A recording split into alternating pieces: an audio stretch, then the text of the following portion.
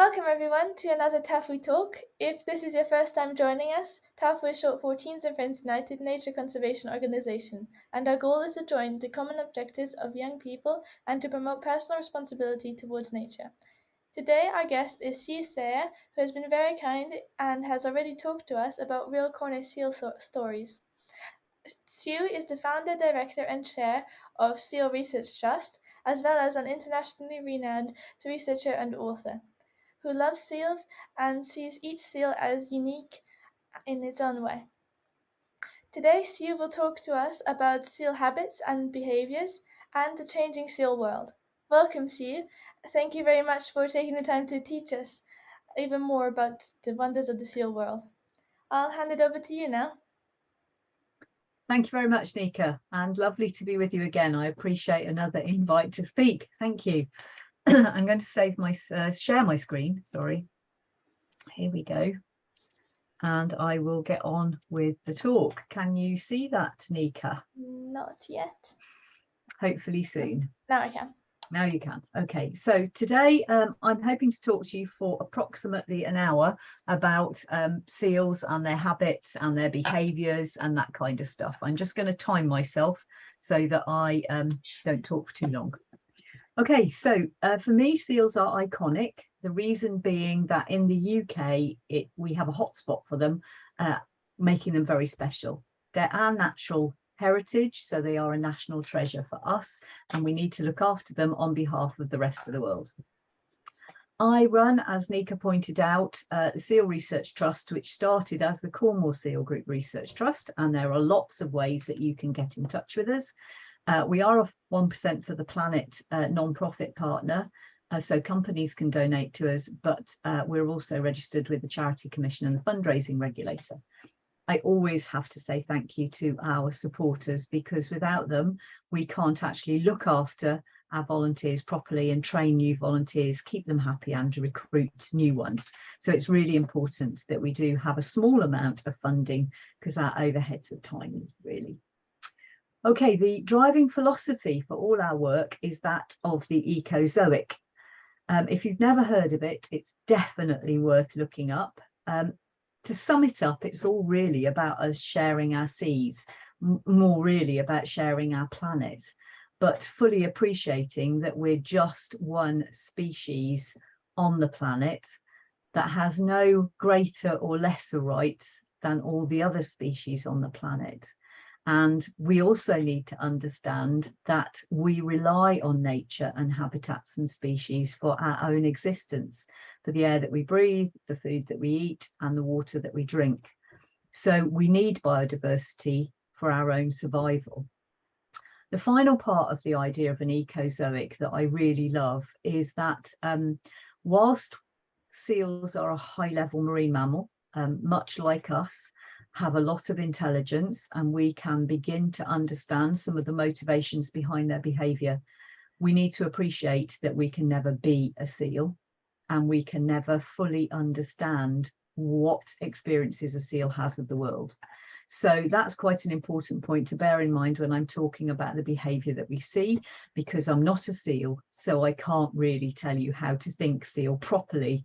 All I can do is give you an idea about potentially what a seal might be thinking. As Nika also said, for us, every seal counts. Every seal has a unique fur pattern, and that enables us and our extensive network of volunteers across the region to identify the individuals. So on the left, we have a seal called Fairy Girl, adult female. We have the one in the middle who is called Shadow Puppet. Oh, the names are on the right. Look, how did I forget that? She's got the most beautiful belly of all the seals I've ever seen. She's stunning, and I've known her since 2000, which is incredible. And then this one on the right is Tulip. Tulip's a very special seal because we know that after a storm a few years ago on an island of southwest Wales, which is at least 150 kilometres away from where I'm sat now, there was a big storm, and she must have swum in from another nearby island because they did not recognise her, and they know all the mums on the island of Skoma because they also do photo ID. After this storm, she swam in, they didn't recognise her, However, the storm had washed loads of pups away from their mothers, and loads of the pups were in trouble. So what did Tulip do? She adopted one. She'd obviously lost her pup. Here was a pup in need of a mum, so she adopted it and brought it up, and it was successfully weaned. We don't know of many seals who do that. There are bound to be some more, but it makes her pretty special.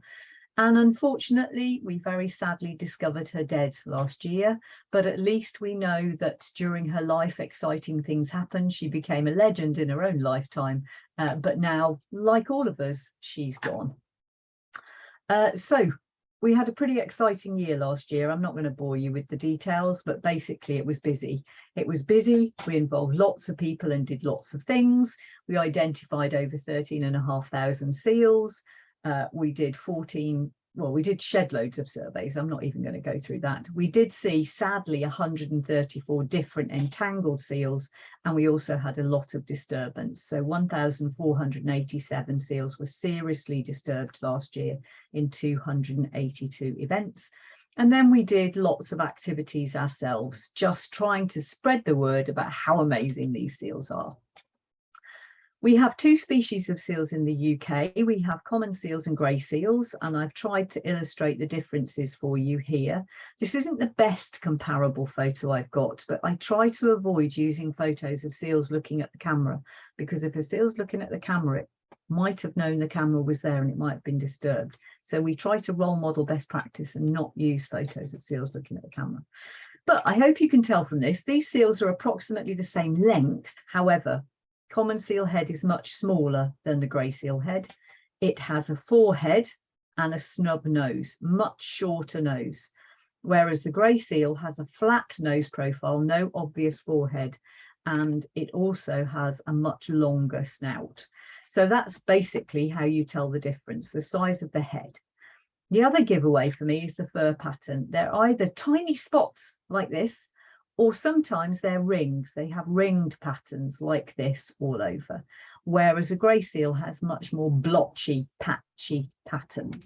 So usually the first giveaway for me is the fur pattern. I think, that doesn't look like a grey seal. And then I look at the head and I think, oh yes, that's a common seal. So we do have common seals. If I know the seal's name in this talk, I've put it down the right-hand side. So this is Ellis. You can hopefully tell he's a common seal, snub nose, bit of a forehead, but he's quite an old male. This is his photo ID catalogue, calendar. You can see years across the top and months down the side, and the numbers are the numbers of IDs for that seal per month, followed by the colours which tell you where we saw him. So you can also spot, we've seen Ellis for a long time, but unfortunately he's got a rather nasty set of scars on his back. And originally we thought perhaps he'd had an accident and been hit by a propeller. But our photo ID work shows when we track back that actually this is more likely to be a tracking infection that started as pretty much nothing and then has just spread. And now it's actually spread through gravity down towards his armpits. So we haven't seen Ellis very much recently, and we're hoping he's still alive. But unfortunately, Ellis might also have passed away. Fingers crossed he hasn't. He's a bit of a legend. This is a female grey seal, spotty underneath. Look, beautiful. She's in South Devon, which is quite a long way away from where I am now. And she's an amazing traveller, it turns out. Can you see that we identify her in Loo Island pretty much reliably between April and September?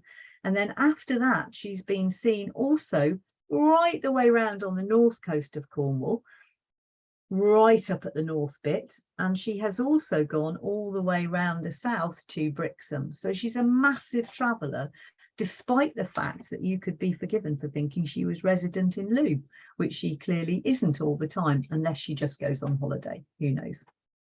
Okay, so North Atlantic grey seals are globally rare.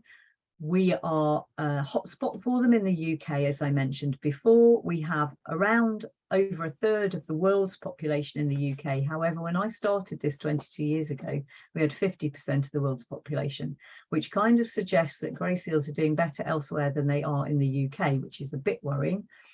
But even though we've got a third of the world's population, there are still more red squirrels in the UK than there are grey seals.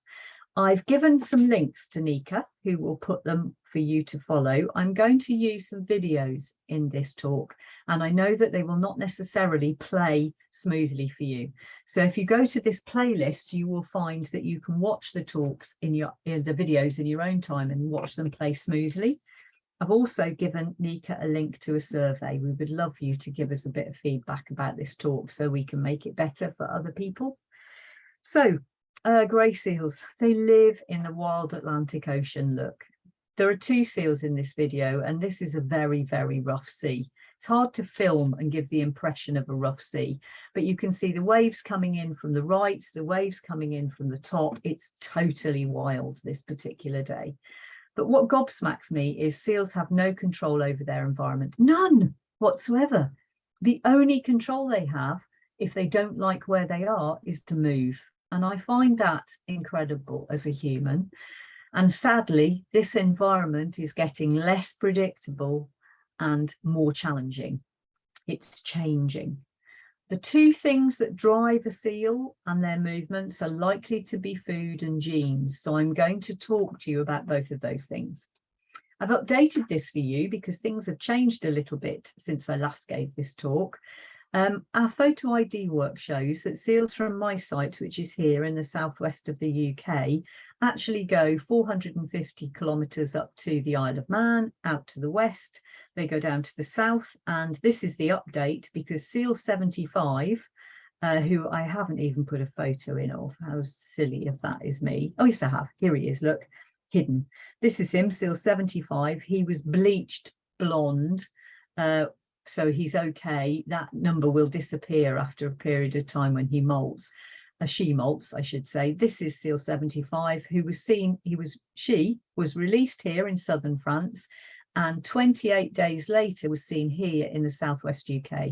That's 800 kilometres away. So Biarritz has broken the record for lynx, but seals in Cornwall have also been seen in Belgium and Holland. So who knew that seals in Cornwall were so well travelled? Okay, seals are a little bit unusual for a marine mammal because they come out on land.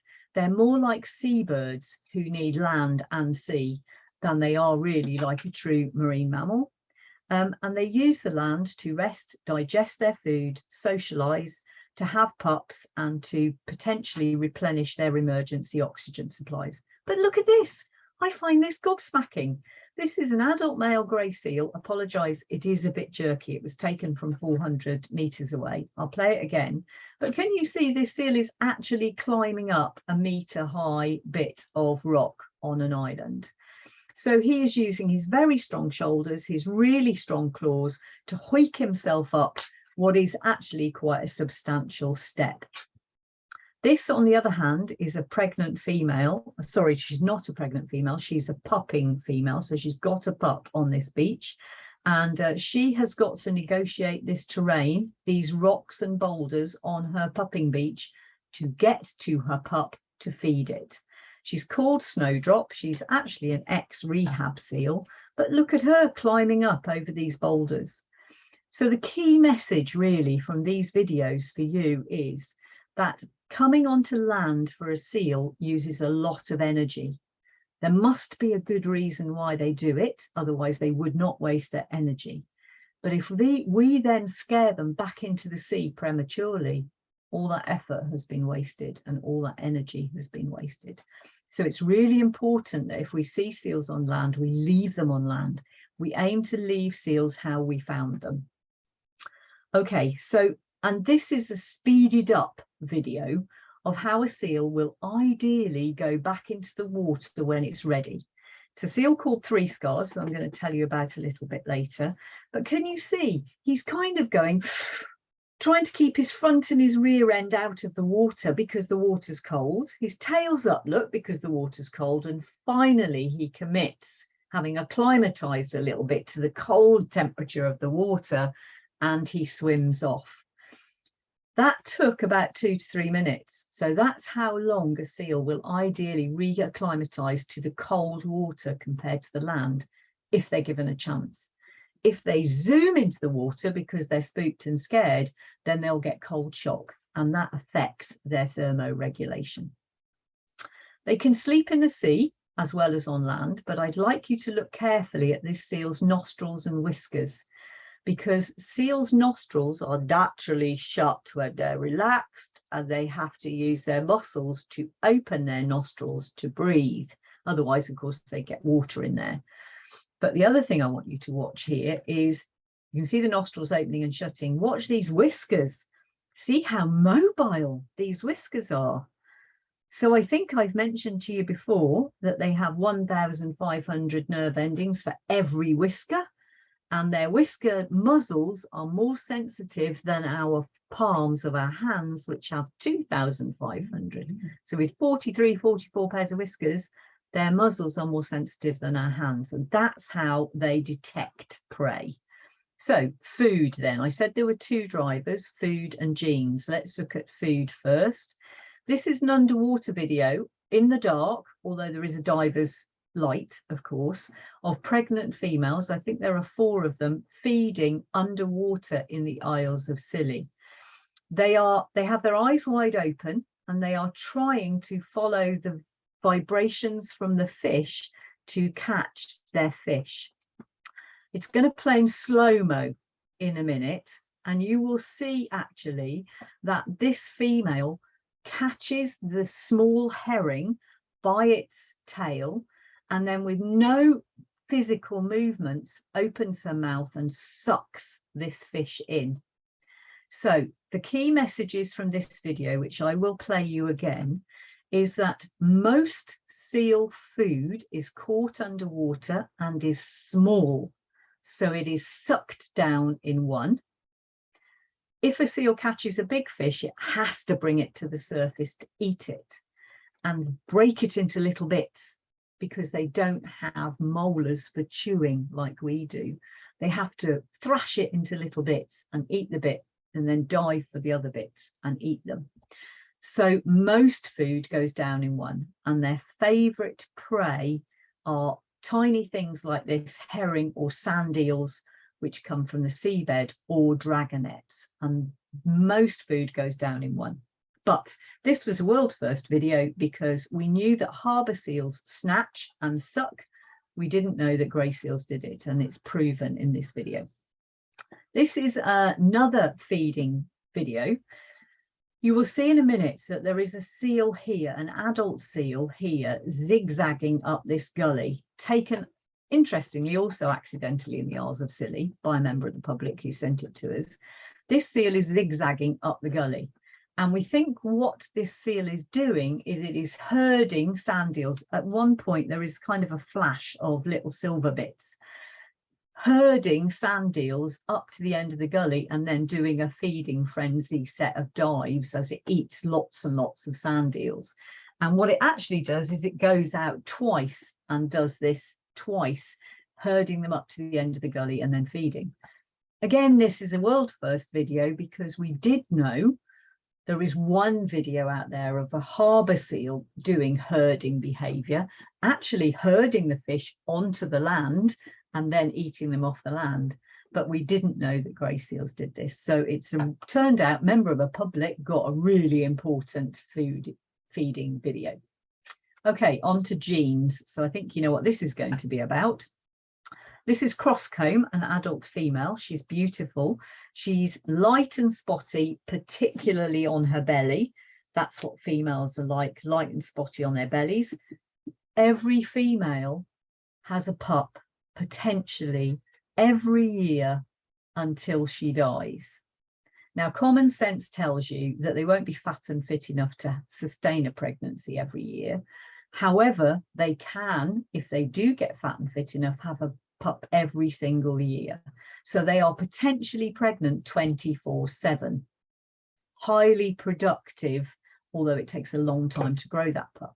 Whereas males, this is an adult male. You can see he is dark and plain all over, dark on his belly. Most males are non-breeding. So Only a few males get to be a dominant male on their beach. Sorry, I've just been joined by my cat, Zola. Most males don't get to be a dominant male on a beach and don't get to breed with females. You need very special qualities to be a dominant male. Most of the time, these non-breeding males, then, what do? Well, they do this: sleep, eat, catch a fish, sleep, eat, digest it, oh, a bit of swimming, moving to their favourite spots, and then they go to sleep, eat, do a bit of feeding, blah, blah, blah, blah, blah. However, these dominant males are very special. The seal in the middle is a dominant male called Feathers, but you can see quite clearly that he is nowhere near as big as this male lying next to him. So it isn't all about size. I think we knew that.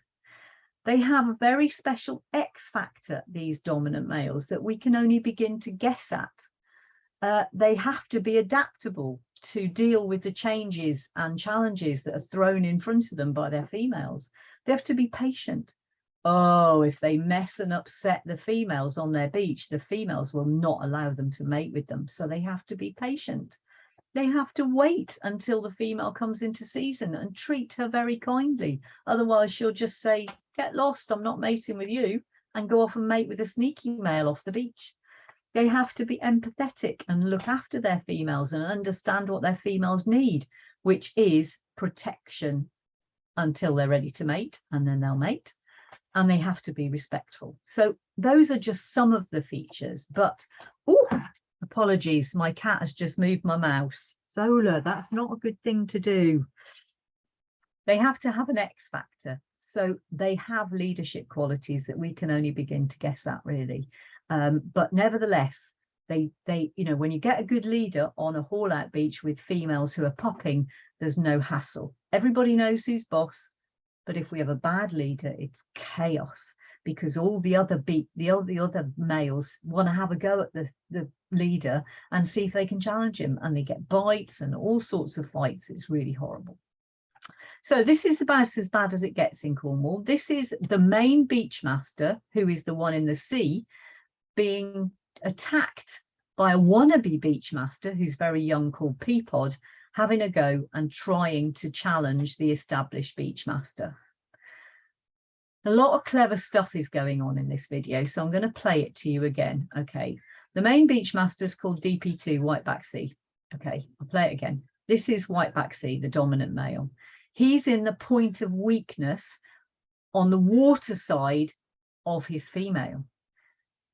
Peapod's in the strong position. However, Whiteback Sea is very clever, and he knows there is a big wave coming, and he uses the wave to push him up the beach and earn the dominant position in the beach. And now Peapod knows he is in trouble. He will not turn and run away. He will back and face, back and face, back and face, until he knows that he can get away safely from Whiteback Sea without getting his rear flippers webbing ripped by the dominant male. But it's a fascinating scenario playing out.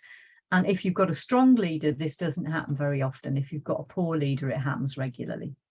And what do they fight over? Well, they fight over females. Of course they do. So this male is called Tamfire, and the female underneath is called Kelp, and they are actually mating. I spared you the gory details, and I don't like watching or filming it. However, this is a film of them mating. And this again is a world first, because I watched these two mating in that photo on the beach. And then approximately an hour and a half later, I'd gone off and come back, and they were mating again in the water. Who knew that two seals, the same two seals, will mate more than once in the same day? And we actually know from work on our south coast that actually they'll mate on different days, the same two seals as well. But what is surprising, and I think you can see from this video, is they lock together for approximately 20 minutes of calm while they're mating. There is a biological reason behind this, and that is that if they lock together, no other male can come and mess with the female, giving that sperm plenty of time to get up to where it needs to fertilize the egg without any complication of another male sperm. they also appear to enjoy it. However, she is the one who will make sure that it comes to an end when she's had enough and it's ready. Sorry, Zola, did I stop stroking you? So she is the one that's in control, and when she's had enough, she will just snap at him and he'll have to get lost for another year. And what happens as a result of this mating? Well, you get these beautiful pups, as you can see at the top of the screen.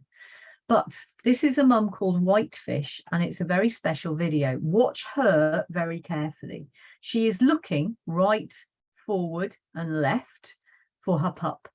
While she is looking, she is smelling very carefully, because she has a very good sense of smell, and she is trying to work out where her pup's scent is strongest, because the pup is not where she left it.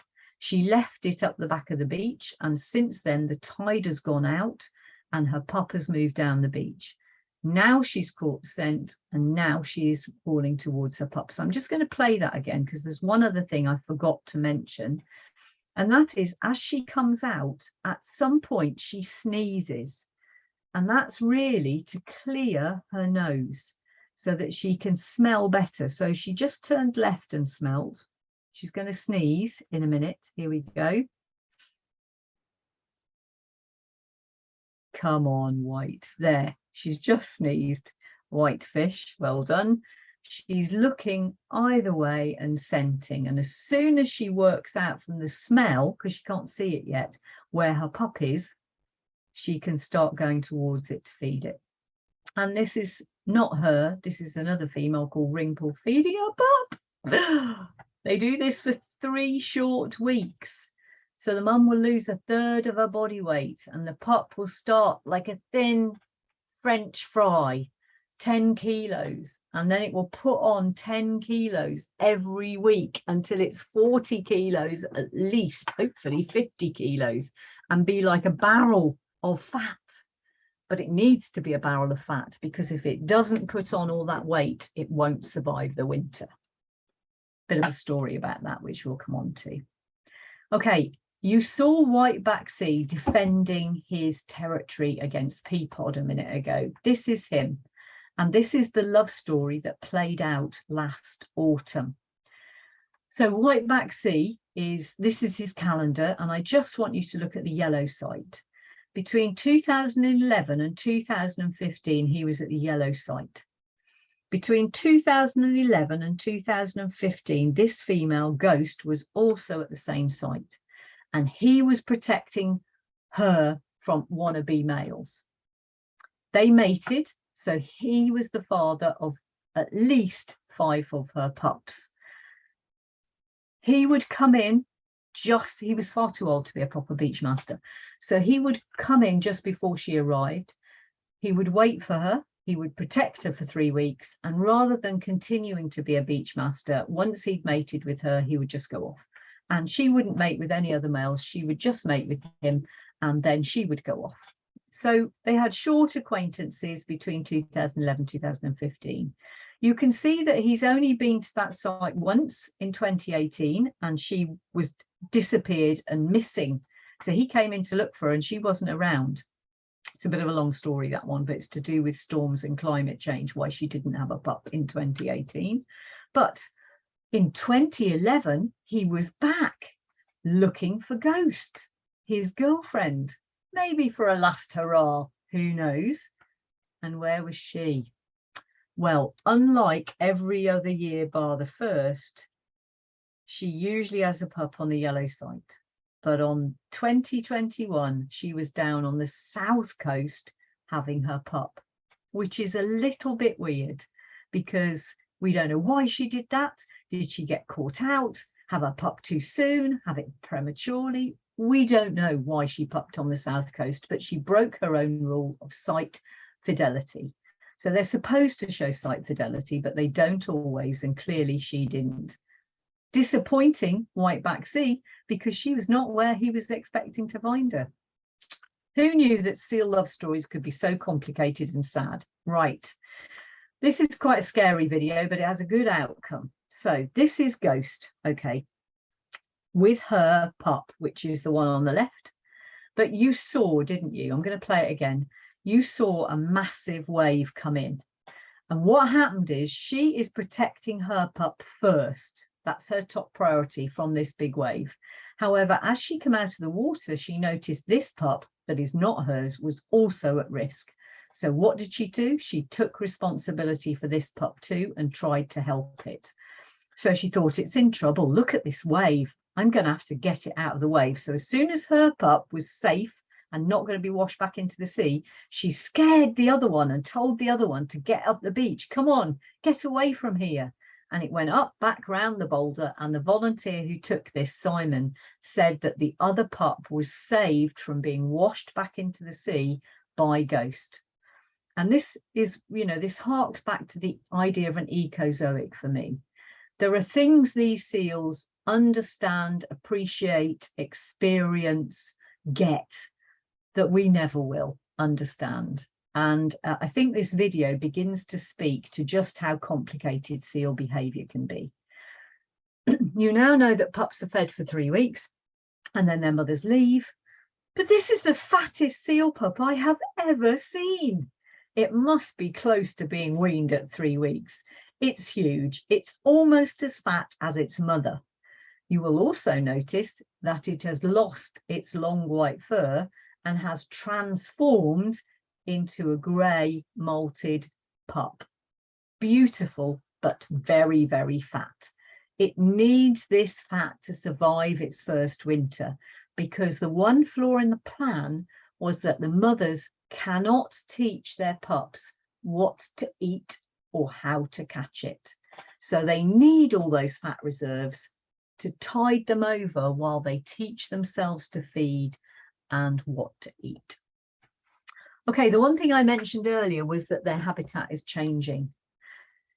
All sorts of ways.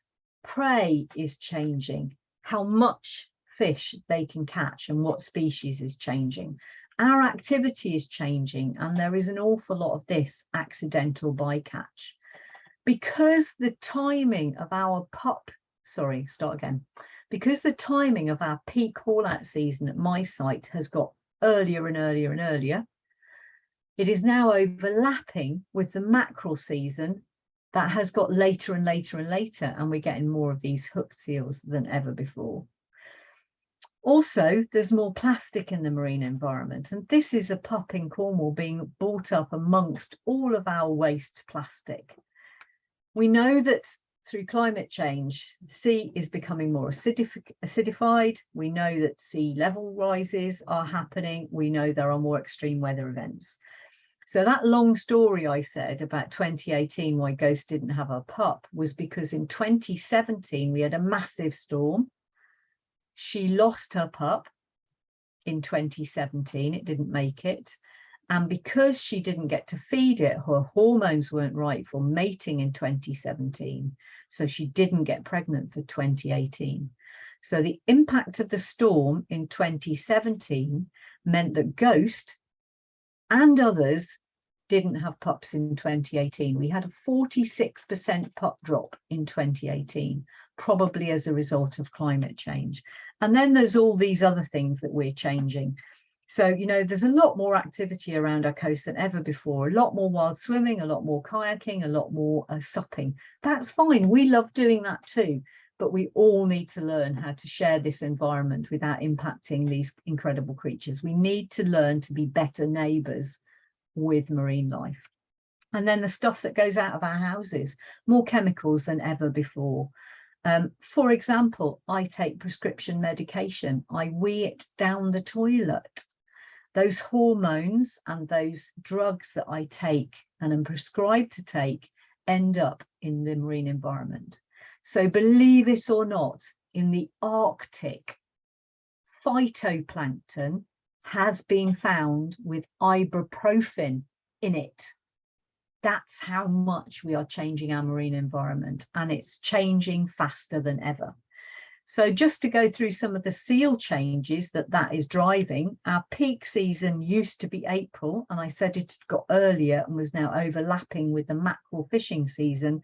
That's because our peak season is now January or December, which is a bit shocking. That's a big shift in phenology.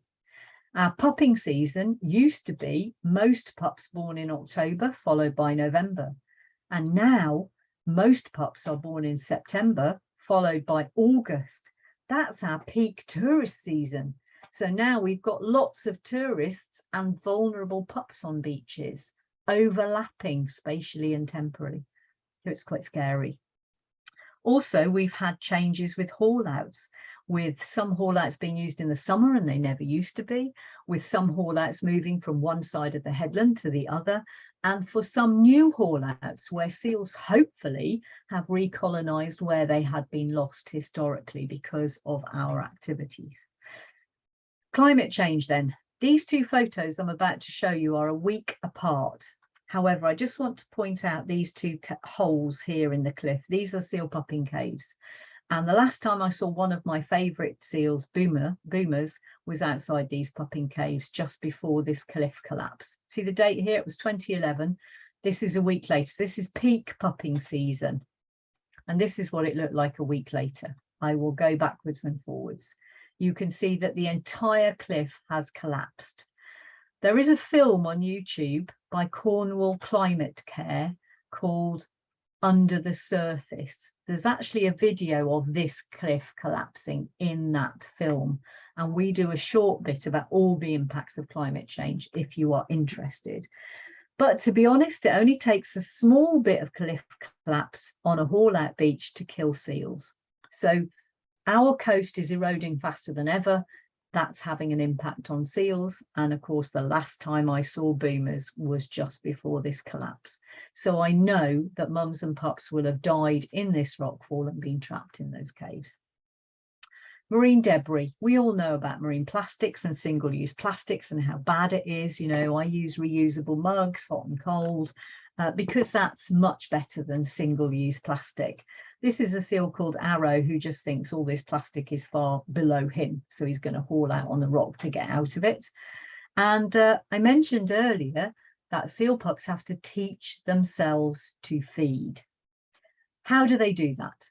Well, it's a steep learning curve for them. And they will do it through curiosity and play. It's just unfortunately, sometimes curiosity can kill them. But let's focus on this first of all. This is a benign, safe toy for a seal. This juvenile has just come to explore it and see, well, can I eat that? Probably not. How else do they learn? Well, probably through show and tell. They probably watch other seals. They also learn through trial and error. So they taste something and think, oh, that's horrible. I'm not going to eat more of that. Or, oh, that was yummy. I can get more of that. And by a process of elimination, you know, yeah, I can't fit that in my mouth, so I probably can't eat it. However, we can eat lots of plastic. You can imagine that, can't you? Okay, I put this in because this shows two things. One, how much seals use their whiskers when they're exploring stuff. And two, how living in a harbour because they've been fed is a really bad thing for seals. So this is Radley. She spends most of the summer in Newquay Harbour. Oh, I'm just going to play it again. As she swims up, watch her whiskers when she touches the GoPro. Oh, she's got them right out because that's what they sense things with, is their whiskers. They have to use their mouths and their whiskers because they don't have sensitive hands like us. You know, their muzzles are way more sensitive than hands. And the second thing, so I'm going to have to play it again, sorry. As she swims away, look at her right thigh. There is a triangle of black dots. Here we go, triangle of black dots. This is where she had a close encounter with a propeller. So feeding seals in harbours is really bad. If they beg to be fed, please practice tough love and never get into their begging because it changes their behaviour for life and makes them very stressy and hang around in a harbour. No seal who spends any amount of time in a harbour will live to old age, mainly because diesel will lead to slow organ failure. Even in small quantities over a long period of time, it leads to organ failure and they will die young. Okay, this is a very sad video of a seal called Lucky Star hauling out. How does this happen? Well, I told you that seals learn through play and curiosity can kill.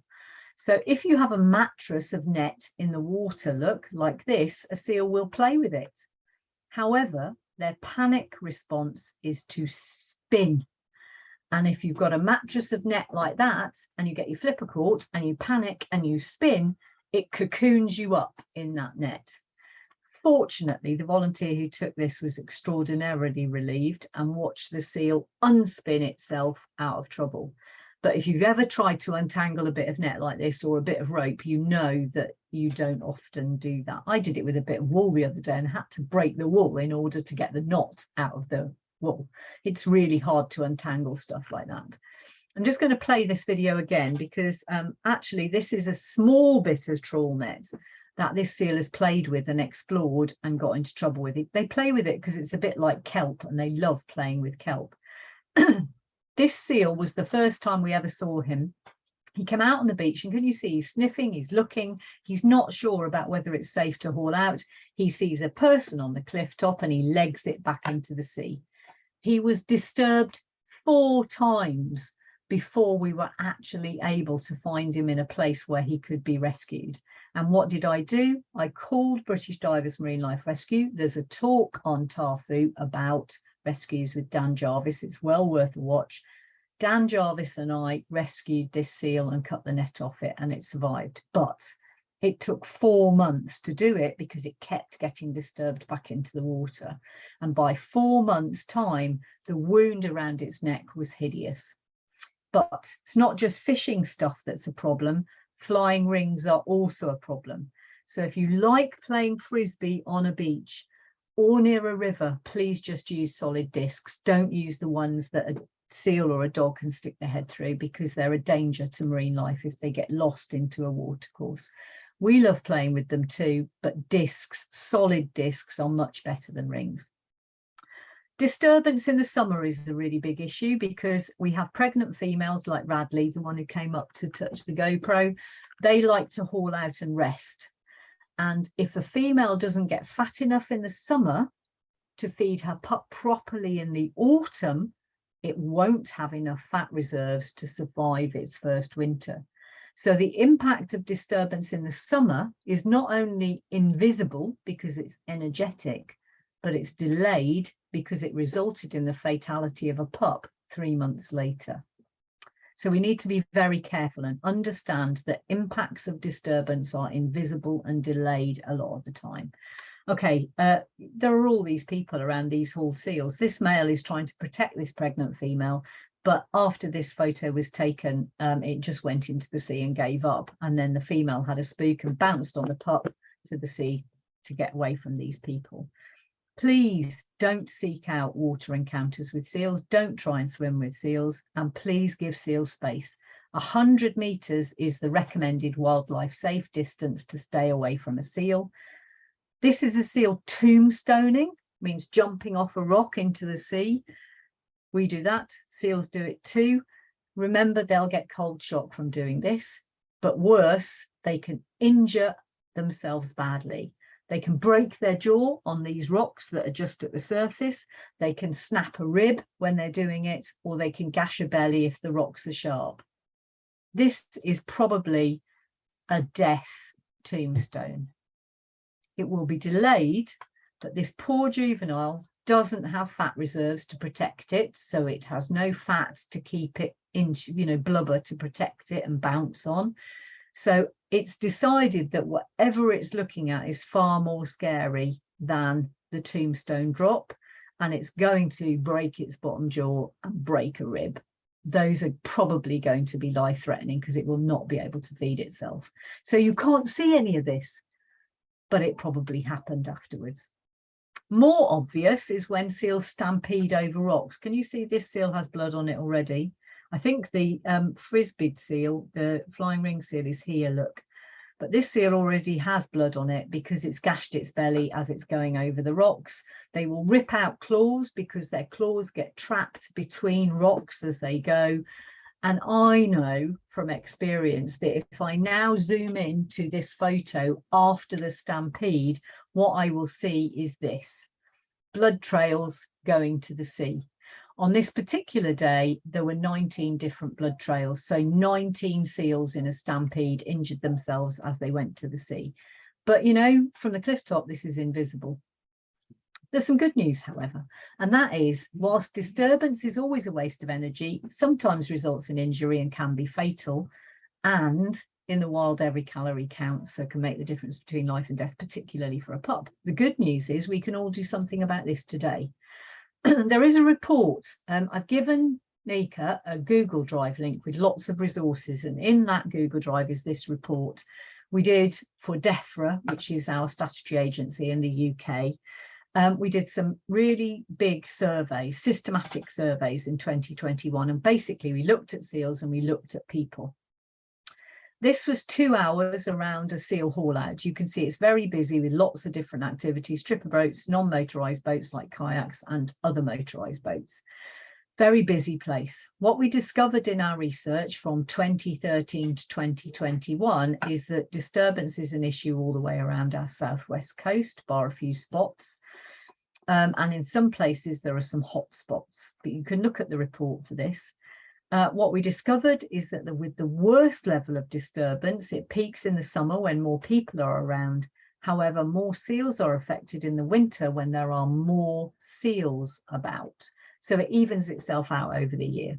However, we did find a statistically significant increase in disturbance between 2013 and 2021 in the summer. So now we know when we need to target our efforts.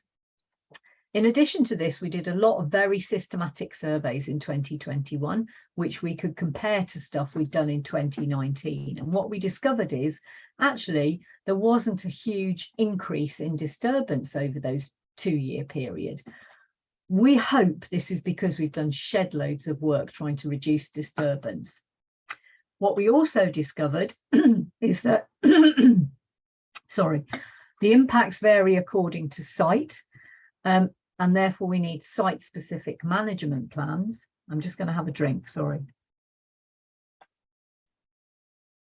And that actually trip boats, ribs and airbase causes caused the highest proportion of disturbance from level 1 to level 3. So just looking to actually going in the sea, whereas paddle sports and swimmers caused the most serious disturbance, the level 3, going from the land into the sea. So we set up a test project with St Ives Bay stakeholders to try and come up with a management plan, which worked brilliantly. It was great. There was some good news. Basically, one site got twice as bad. 2 sites stayed pretty much the same, and 1 site got twice as good. So where you work really hard, you can make a difference.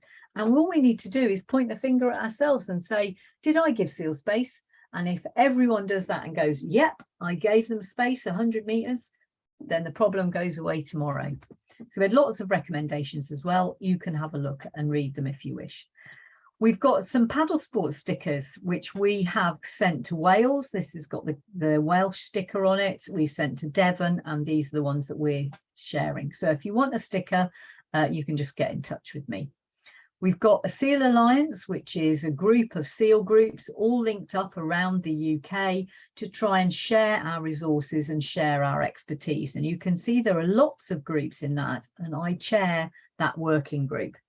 We did a lot of work in 2021, meeting with the MP, who is the Environment Minister for our government and the Under Secretary for the Environment in our government. We did a parliamentary petition, an early day motion, a 10-minute rule bill and an open letter to government. And now we are hoping that seal disturbance will be made illegal in 2022, 2023. Our government are a bit distracted at the moment because they're electing a new Prime Minister, but we're hoping that soon that legislation will go through. We have free leaflets and we have free signs. They are all in that Google Drive for you to look at. And we're proud they've gone up all over the UK, and they've even been translated into French and gone into France and into Dutch. So if you want to translate those signs, there's a job for you. We would love that.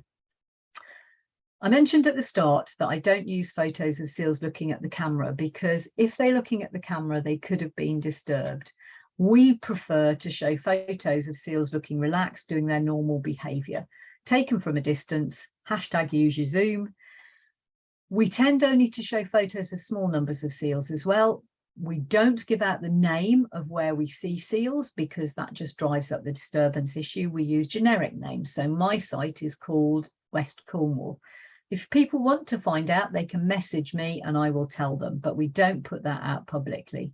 So this is a great photo. Adult male, looking relaxed, not looking at the camera. He's even got his second eyelid over. Look, he's so chilled, bless him. So how do we sum this up then? Well, seal society is complicated. There's no such thing as an average seal. Seals across the southwest of the UK travel great distances, up to 800 kilometres. The sea's joined up. How did we not know that? We need to protect the sea everywhere to help seals, and we're impacting their health, their welfare and their mortality already, whether we like it or not. So to put this talk together, I used the input from shed loads of volunteers and the members of the public, you remember. These volunteers volunteer with us remotely online, so digitally. We have volunteers in Iceland, Germany and California, all processing photos for us, and we have online volunteer training. What do our volunteers do? Well, it's listed down the left-hand side. If they live locally, they can be eyes and ears out at sea or around the coast, telling us what's changing and what the trouble is or what problems there are, or to celebrate successes. Write a letter to an operator who's been absolutely brilliant, for example. We like catching people being good. They survey for us. They process photos digitally. They make and confirm the IDs of individual seals. We have to have 2 people confirm an ID. They digitize the data into Excel for us so we can upload it to our database. Some of our volunteers even analyze data for us and write reports. They also help fundraise for us, because without fundraising, we actually can't have our 2 full-time equivalent rangers to support our massive network of volunteers. And they are ambassadors and champions for seals across the Southwest and actually globally. Follow us on social media platforms, there's lots of them. If you want to learn more, we've got lots of talks on our YouTube channel, Cornwall Seal Group Research Trust, including more behaviour ones. Super exciting. We've published papers, so this is our most recent one, post-release monitoring of released, rescued, rehabbed seals. And we have an online shop with lots and lots of lovely things, including this lino print and these t-shirts, if you're interested. And we've currently got an online auction as well. I haven't given Nika the link for this, but I will do. It's closing very soon, so if you want any of these lovely goodies, you need to get in touch. And please remember that Survey Monkey. We'd love to hear your feedback about this talk. Thank you very much. And that's me, Nika. I'm all finished. Thank you very much. That was really interesting. I really liked it. Thank you. I've got a few questions, if that's okay. Of course it is. It's absolutely fine. My first question was, when did you find out about the ecozoic? Oh, so I've only discovered it fairly recently in a book by somebody called Douglas Adams called The Seabird's Cry. But if you Google it, it's been around for a long time. And it's like we're now in the Anthropocene, which is a geological era of time, isn't it? And what I'm hoping is we are moving towards the ecozoic, which is a time when we appreciate we just need to coexist with all these species, but because without them we won't exist. So Google it, it is there. And it just blew my mind as soon as I heard the word and understood what it was about. It was like, yes, this is what we need to achieve. Yeah, it sounds amazing. I wanted to ask, what is the oldest seal you know? Okay, so DP2, that one in the love story, who was fighting with the other beachmaster. When I met him in the year 2000, he was already at least 7 years old. So if he was 7 in 2000 and we saw him in 2021, we know that at the very least he's 28 years old in that photo that I showed you, and possibly quite a lot older, because you don't get to beachmaster until you're around 10. So he's probably more like 31. But until I've done this for a bit longer, Nika, I actually won't know. We've got a few seals who are 25, you know, going on average life expectancy for a male, but I think DP2's beaten it, the average life expectancy. Wow. What is the average life expectancy for seals? So apparently males 25 and females 30. But as you know, average life expectancy means nothing, because unfortunately some people die very young and others live to be 110. What matters to an individual is what age you get to, not what age everyone else gets to. And the books say that, but often the books are wrong. And as I said, I haven't really been doing it long enough to know if the books are right. We are a bit worried because we have a lot of young males in their prime, between 7 and 15, who are dying, who shouldn't be. And we're a little bit worried that's to do with toxins and pollutants in the water. But we're just doing a bit of research on that, and that's either going to make me think, yep, I was right, or actually I need to shut up because I was wrong. But one day we'll find that out, hopefully fairly soon. Do you know of any other seal species that visit British waters? Yes, very good question. So I don't know if Dan talked to you about other species, but for example, we've had a shocking new species just recently. We had a walrus, which was very exciting. Male walrus, but caused chaos. So British Divers Marine Life Rescue had to send over a volunteer for approximately 3 to 4 weeks to keep an eye on this walrus, because initially he was hauling out on boats and causing damage and costing people money. As a result, he was very unpopular very quickly. However, when you understand a walrus, all one walrus wants is another walrus, because walruses are thigmotactic. New word for me as well. It means that they want to lie next to each other, touching each other, otherwise they don't feel comfortable and relaxed. So when they haul out on a boat or a rib, it's because they are warm out in the sunshine or soft, replicating that walrus to walrus contact. So if you can provide the walrus with an alternative, warm and soft, safe haul out, like a pontoon with sides on it, like a big armchair, the walrus will stop hauling out on boats. You only have to smear a bit of its poo on it and it will go there in preference to everywhere else. So walrus. And then we've also had harp and hooded seals from the Arctic in 2 years out of 22 that I've been doing this, but both species turned up in each of those 2 years, which suggests to me it's more to do with currents washing them over here. And we've also had one ringed seal, which is a northern Norway species like the walrus. And I fear that we're going to get more out of habitat species as climate change progresses. Talking of walrus, some of your followers might have heard about Freya, who was a walrus who was recently euthanized in Norway. We're all a bit shocked about that because the people weren't managed around the walrus. British divers sent all their expertise and a report on how they managed the walrus when the walrus was on our patch and how successfully we managed that. And they didn't do any of those before the walrus was euthanized. This is a classic example of how we are not doing the ecozoic. We think because it's inconvenient to us, we need to kill it. Yeah. It's just antiquated, out of date and wrong. So it's very distressing. Was the walrus in bad health? No, the walrus was a female, perfectly fit and healthy, had done an amazing journey across both sides of the North Sea and was hauling out on boats because it needed company. And it just was euthanized in a healthy state because it was inconvenient and costing money. Instead of being managed people, managed animal, let's find a safe place for this so it can coexist. Because as soon as it's built up its energy, it'll make its next long journey, which will probably be home and away from Norway. So sad, very, very, very sad. So we will be writing to the Norwegian government asking a few questions, because we need them to know that when the next walrus turns up in Norway, this is not the thing to do. And also for everyone else in Europe to know this is not the thing to do. We need to treat animals better than that. We are, we shouldn't be playing God with animals. We are an animal. Yeah, I mean, imagine if elephants started killing us because we came to Africa. You know, it's just not right, is it? Big education job to do, Nika. Yeah. How far can seals travel?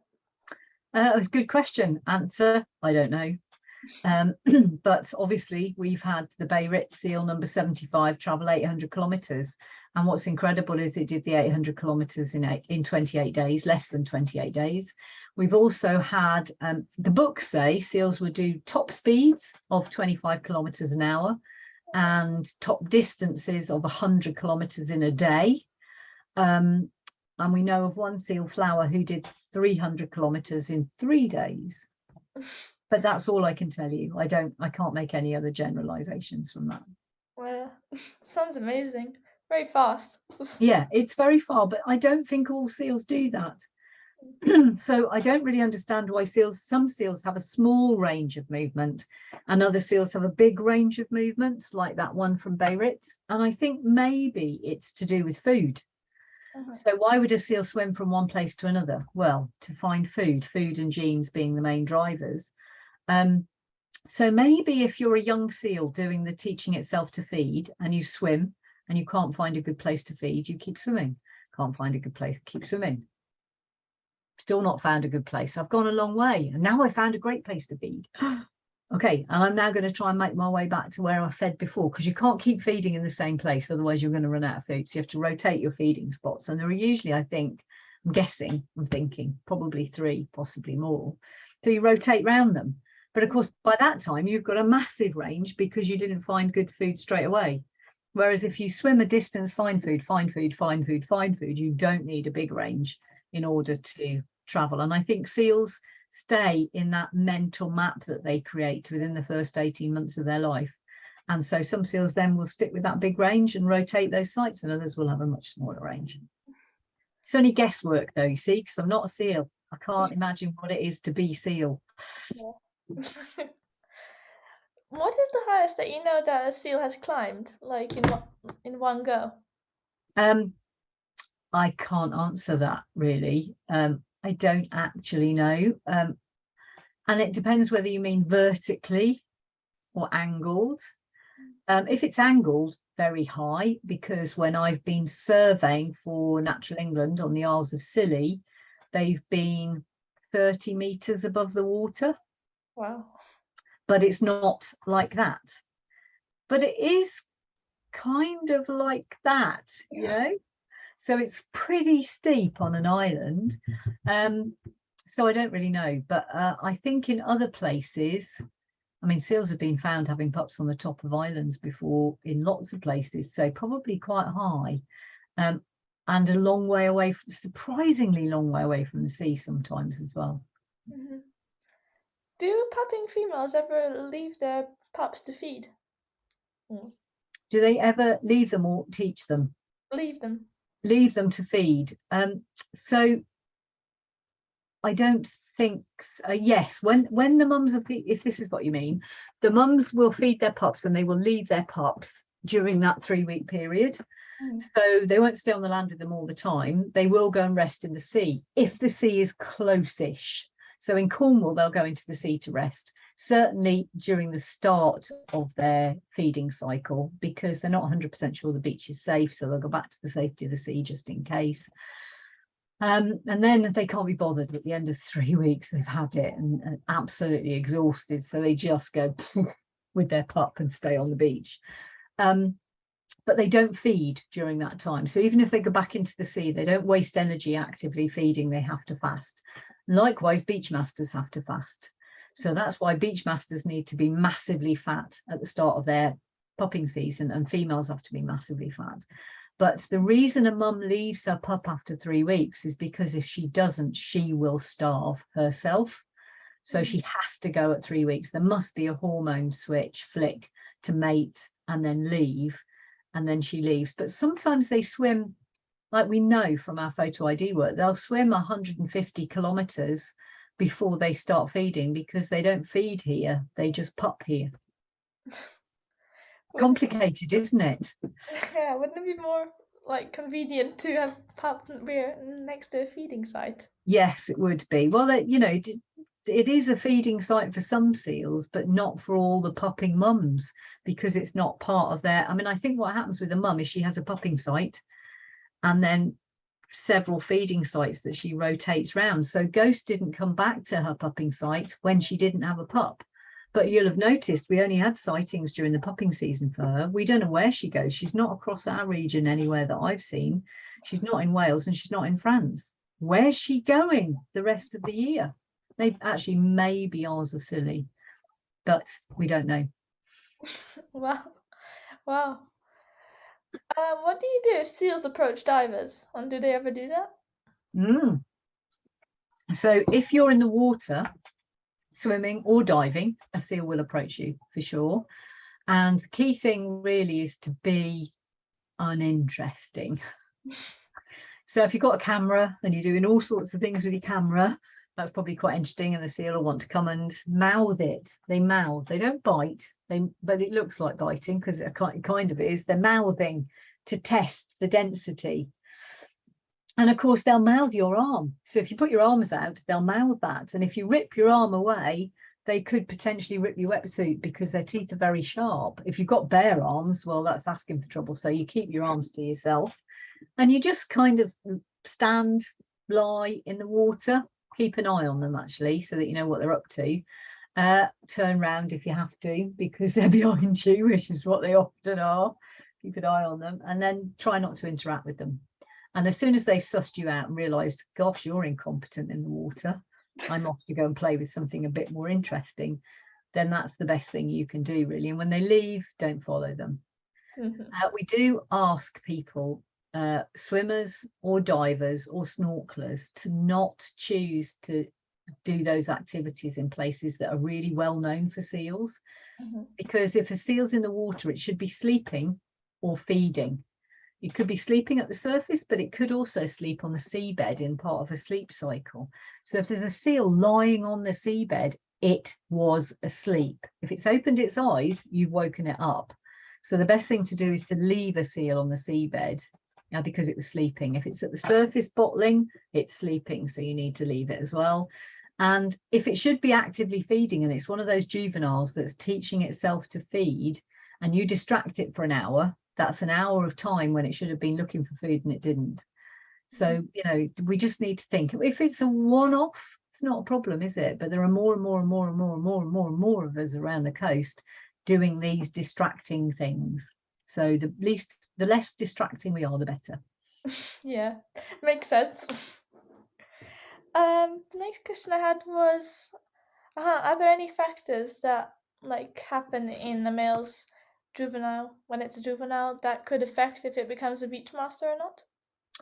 I've really no idea why some males become beach masters and dominant males. Not seal, ecozoic, blah. However, I do wonder, and this is a complete guess, I watch lots of males interacting with other males when they're juveniles because they learn through play. Do they build up a pecking order? You know, if you suddenly play with somebody and he's a lot stronger than you, you remember that, don't you? You remember he was stronger than me. So if he then interacts with lots and he's stronger than lots of seals, does he become the beach master? And then when another seal that he's met before comes up and thinks, I'm going to have a go at him, he's the beach. Oh, no. Last time I played with him, he was stronger than me. I'm going to leave him alone and go off quietly. I don't know. That's my theory. That would be very hard to prove scientifically, wouldn't it? Yeah. Would it take around 20 years? Yes, 10 years at least, and really very specific photo ID work. So you'd have to know that seal interacted with that seal, and that seal was stronger when they interacted the first time, second time, third time, who knows. And now they are trying to interact. I've just seen him swimming up to the beach. It's the same two, you know, it's really hard, isn't it? Yeah. Almost constant supervision as well. Yeah. One day we'll get there, but not yet. Yeah. Oh yeah, is it possible for seals to have twins? Very good question. I very rarely get asked that, but yes, it is possible.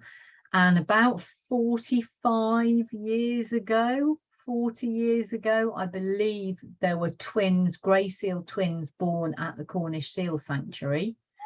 And then on the east coast, two sites that are very well monitored in the UK, two seals were trying to suckle from the same mother, and they were thought to be twins. Oh, But wow. the scientists decided to test them to see if they were twins, which requires taking blood samples. And then they discovered they weren't twins. So one had been abandoned and was trying to suckle from the other mother.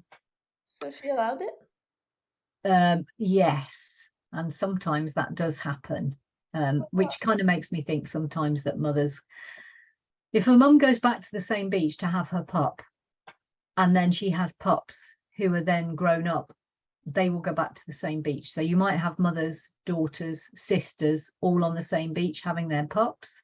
Maybe they help each other when they're young mums. Old mums help young, I don't know. So yes, it's possible. And then the final one, they were DNA tested and proved to be twins. However, because they put it all over the media, everybody went to go and see these twins. They got disturbed and both of the pups died. Oh.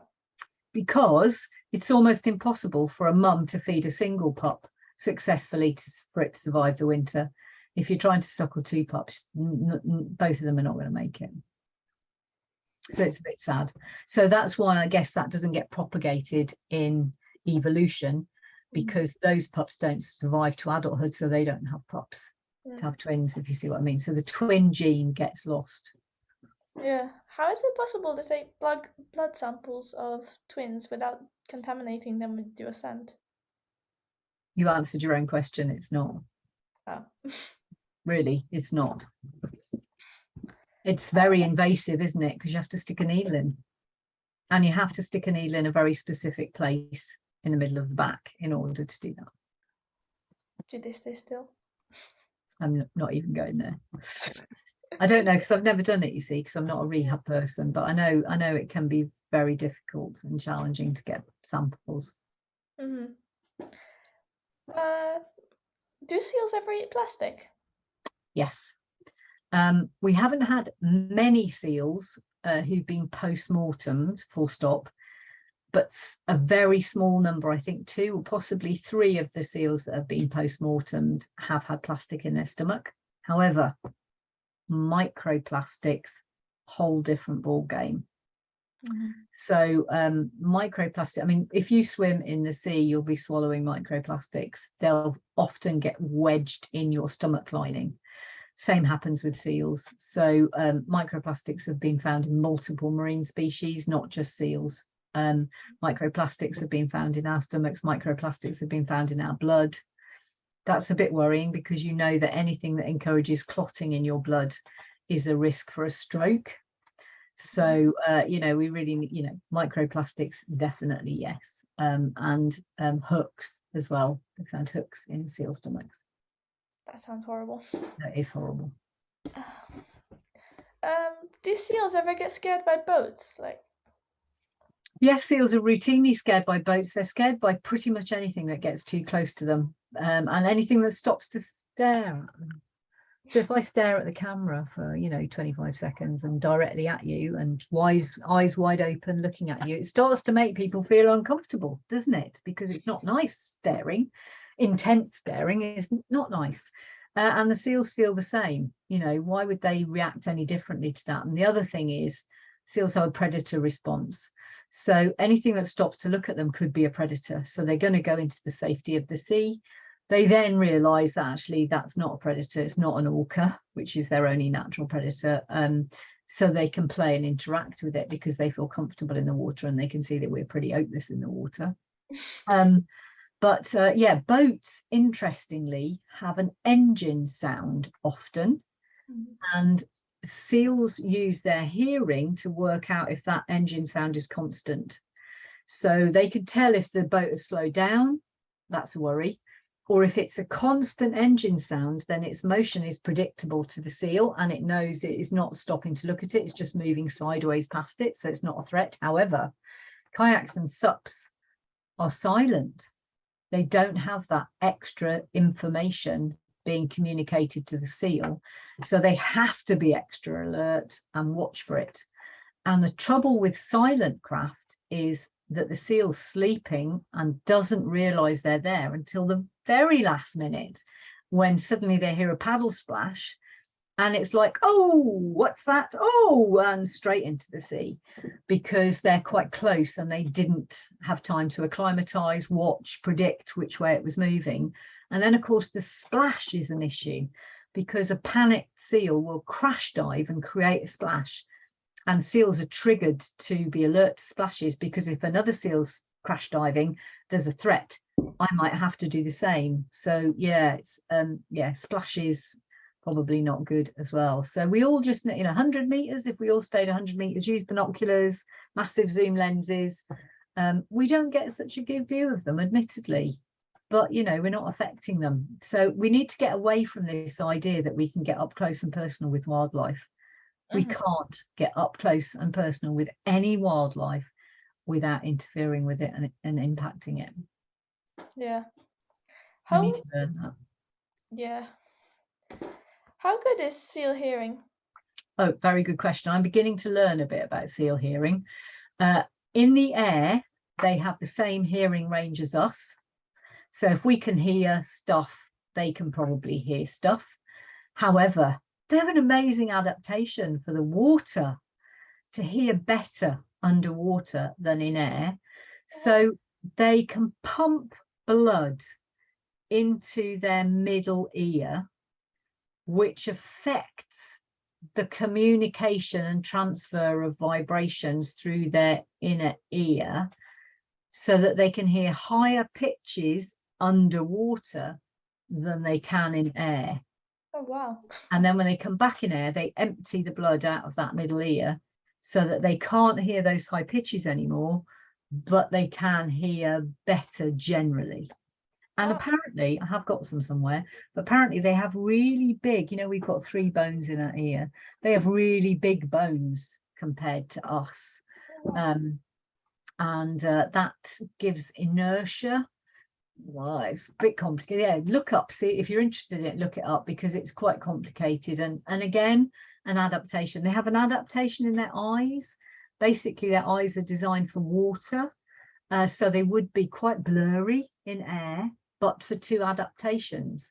And the 2 adaptations are a slit vertical pupils, a bit like a cat's, which allows the image to focus further back in air than it would in water. It's very clever. And a flattened cornea across the center of their eyes, and that means that they can see almost as well in air as they can in water. Oh, wow. So their adaptations for that land and sea, that amphibious lifestyle, is incredible. Yeah, it's amazing. You mentioned ear, how they hear better underwater. Is it a conscious decision to hear better underwater, or does it just happen automatically as soon as they're in? I genuinely don't know. I'm only beginning to learn about seal hearing. So yeah, watch this space. I've also just heard some new stuff, learned some new stuff about thermoregulation. I mentioned about that temperature change from land to sea. I've discovered that seals can't pant or sweat like a dog would, because they can't afford the water loss through evaporation, because they don't drink water. The only water they get from the food that they eat.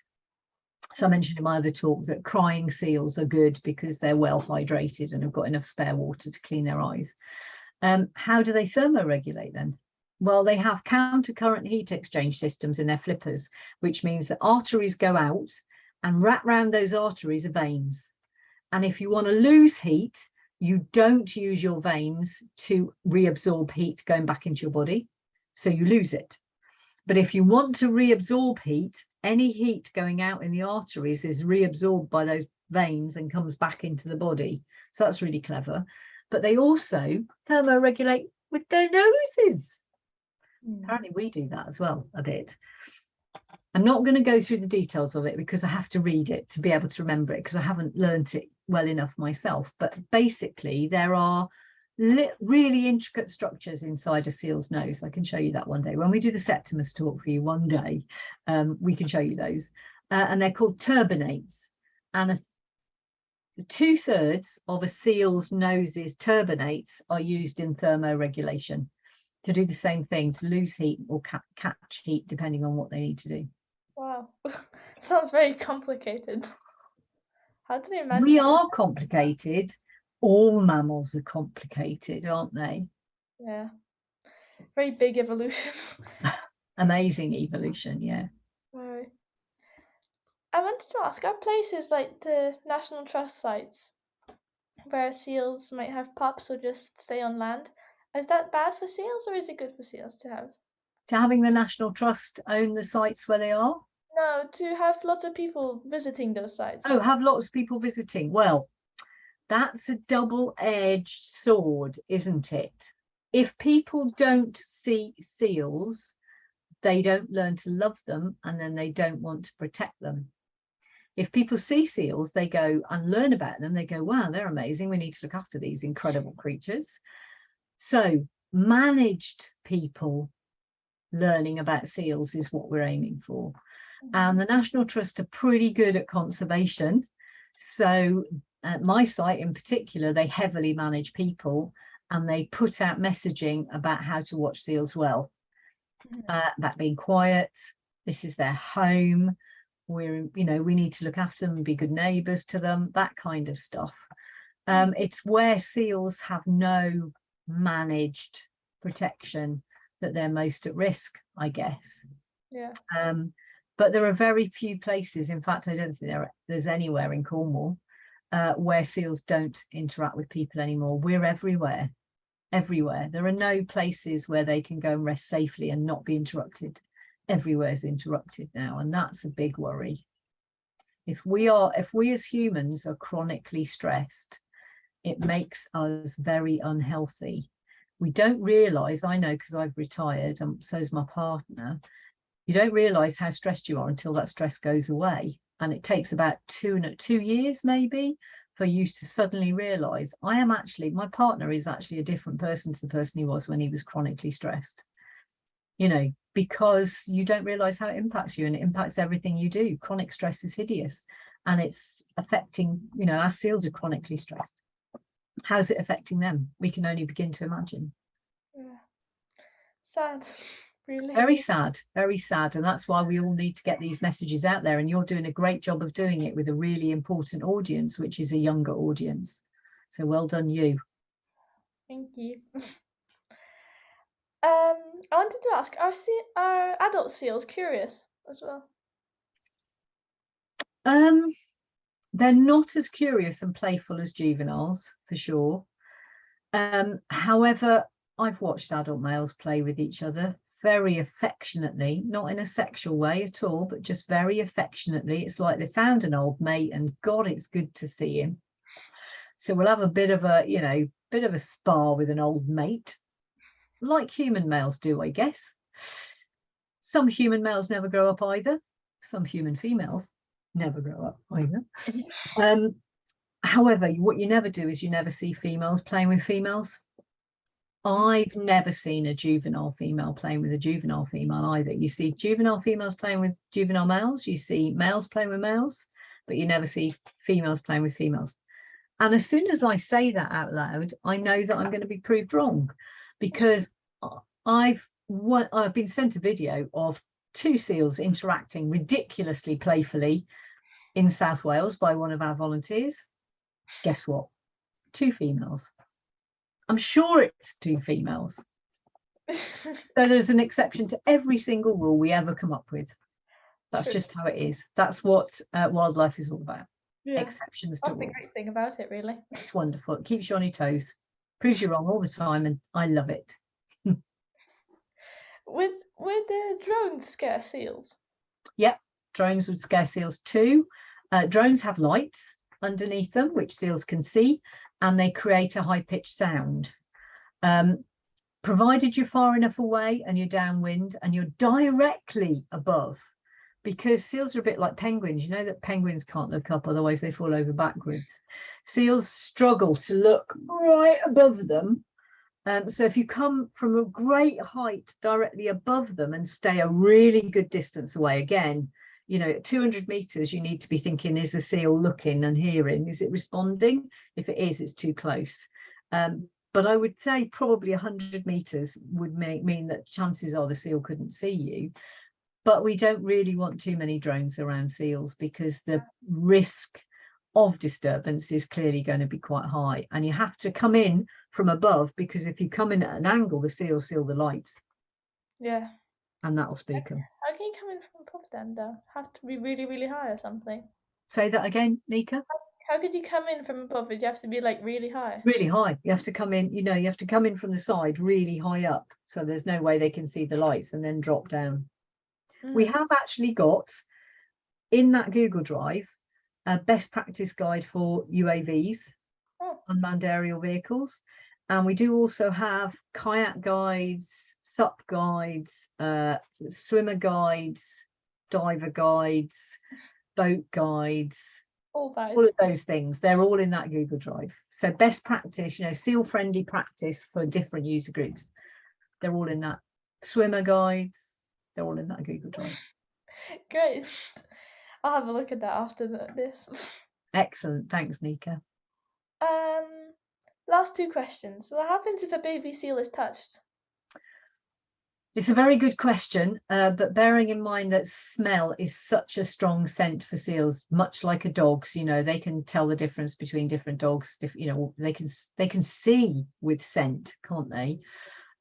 See with scent. I think seals probably can too. So if you go and touch a pup, the chances are its mum's not going to come back and feed it because she will smell you all over it. Is it because she doesn't want to? Is she scared of it, or is it because she can't find it? Maybe your scent has masked the pup's natural scent, or maybe she's just spooked by it and thinks, yeah, that smells human, and I know that's not good. I don't know really. I'm just guessing. Yeah, it's pretty sad. So you know, if you see a seal pup on the land, you know, it's one of the no-nos is to put it back in the water, because you've A, touched it, and B, it can't be rescued in the water. So if you see a seal pup, if you see any seal on the beach, don't go on the beach, stay outside, and you know, stay on the coast path, or if you're level with it, you need to be 100 meters away ideally, because that's the only way you're not going to impact it. And if you're worried about it, you do what we all do, which is you pick up the phone and you ring British Divers Marine Life Rescue. You can do that internationally, 01825 765546. I guess you need a +44 in the front of it if you're calling from aboard. I just found another question. So go for it. Fine. Do seals ever come up to really busy beaches like Fistral or something? Fistral probably less so. But yes, they will come to beaches with people on them. And one of the things, particularly juveniles, because they're curious and playful and they see a dog, they love dogs. Like, I'm a dog of the sea. What are you? Are you a dog of the land? Well, you've got legs. I haven't got any legs like that. And then the dog sees the seal and thinks the opposite and goes, where are your legs? I'm going to come in the sea and swim with you. But of course, because they are so genetically related long back, you get diseases passed between the two. So you really don't want the two species to interact. But they seem to be fascinated with each other, to be fair. And a juvenile, if a juvenile gets fed, that's it. Changes its behavior for life. It'll associate a person with food. It's a bit like imprinting, you know, it'll imprint on a person. No matter where you put that seal, it's always going to remember it was fed by a person. It sees a person, it's going to think, food, I'm off to go and see that person. So yeah, it's not good having seals approach people on beaches really, but they will do it for sure. In that case, you need to be the responsible adult and back off and leave the beach really. Leave the beach to the seal. If it doesn't see you, can you like circle around and go further away but still? Yes, of course you can. If you keep a low profile and keep out of the wind, you know, if you're downwind of it, they're not going to smell it either. If you're quiet and they can't see you, but that's no excuse for thinking I'd like to get closer. I'm very good at stealth. I'm going to get closer to get a fantastic photo, because you might just step on a twig and mum's off and not feeding her pup anymore. You know, it's just better to err on the side of caution. But yeah, you know, if you low profile is always the thing for any wildlife. You want to be silent, downwind, and stealthy and out of sight, don't you? Yeah, and 100 meters away. And then last question was about your volunteer training. Is it free, and how do you sign up? Oh, it's free. Of course it is. It's on Google Classroom. And if you email Lauren at lauren@cornwallsealgroup.co.uk, Lauren will send you details and the link to join. You do it in your own time. It's quite extensive. There's quite a lot in there. You don't have to, not all of it's compulsory, some of it's optional. And you don't have to volunteer afterwards, because you might suddenly think, you know what, this really isn't for me. But if you like it, and at the end of it there's a questionnaire, like a debrief questionnaire, if it's really important to spend time filling in that questionnaire, because all our volunteers are different and we like to keep our volunteers happy, and our volunteers like to do different things, and the only way we can work out what the best thing is for our volunteers to be asked to do is if we understand about our volunteer, what ticks their boxes, what floats their boats, what they like doing, what they might have time or not to do. You know, so the more you tell us about yourself, the more we can actually gear the volunteering specifically into what's going to suit you. Because if we suit you, you stay with us because you're happy. If if it doesn't suit you, then you'll just think, actually, I'm not doing this anymore. I'm not enjoying it. So yeah, we do that. And the other thing is we have free volunteer training, but we also have another course run by the Field Studies Council called Discovering Seals. And it's a course that I run that's you have to pay for. If you email me and ask for the code, I can get you 20% discount from it. But I'm just running the second course now, and we will be running 2 of those next year. And it's the sort of stuff that I don't cover anywhere else, really. So yeah, it's all new stuff. Oh, wow, sounds really interesting. So, yeah, thank you very much, Sue, for taking the time to join us today. It was That's very okay. inspiring to learn about seal behaviors and habits and the world and how it's changing. Thank you everyone for watching, and I hope that you will learn from this video that there is a better way forward for all of us, and we need to be more responsible and take things into our own hands. So remember everyone to stay responsible, and I'll see you all next time. Bye! Bye from me and bye from Zola the cat.